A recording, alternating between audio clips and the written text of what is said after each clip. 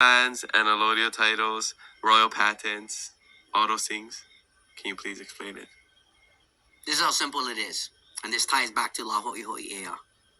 So, Lord Paulette got into a property dispute, overthrew Kauikeaoli's government in the 1840s. Okay, in the period of time that it took to send these emissaries to England to get Sir Admiral Thomas to come out here, the question that Kauikeaoli asked his advisors was, okay, Europe being landlocked, how do you guys not deal with this issue? He said, well, we have treaties and land titles. He goes, what does this mean? He goes, look, you can overthrow a government, but if the people have title to the land, the people will never lose their land.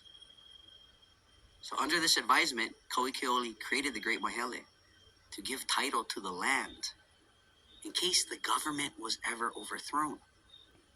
So they prepared for this. This is where the corruption goes beyond corruption. All right, let's just talk about some crazy shit. Let's Okay, do it. this is the crime what we've been waiting for. So 1893 to 1959, Republic of Hawaii. Appointed governor, appointed judges by the President of the United States, of which they were instructed between this period. This is a lawless period. What a republic means. A republic is like fucking gray area. Mhm. Yeah, it's like a quasi-illegitimate government that's doing whatever they want. A foreign one. Yeah, like saying like the Republic of Congo. That's why, and think about how crazy it is at that place. So, just for some. In this period, imagery. the judges are told to not recognize allodial titles. And what are allodial titles? Basically, people are familiar with the patent process. These are royal land patents, of which, say I'm alive in the 1840s, I apply for this royal land patent. I receive the royal land patent. I am the patent holder. If I chose to sell my patent to you, you become the patent holder. But if I die without selling my patent, future generations of my lineage can only sell, trade, lease their lifetime investment in this.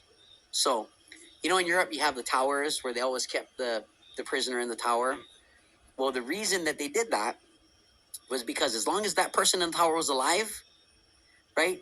If you have the allodial title and I take over your lands, as long as you're alive, I can control your lands. The moment you die, it goes to your heirs. Mm.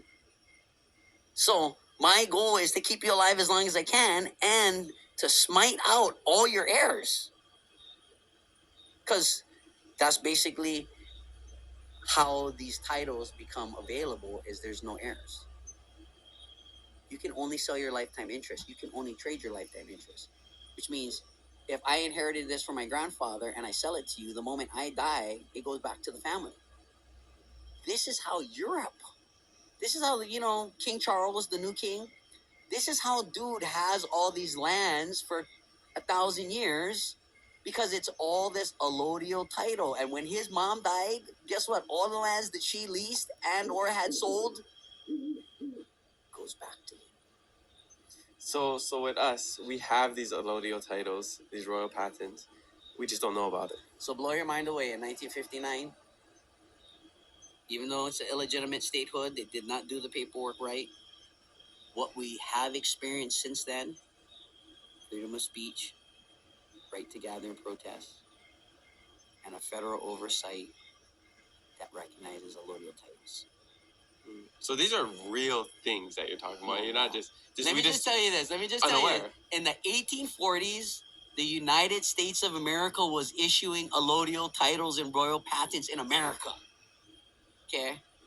So if Hawaii is truly a part of America, then these titles are actually true and valid.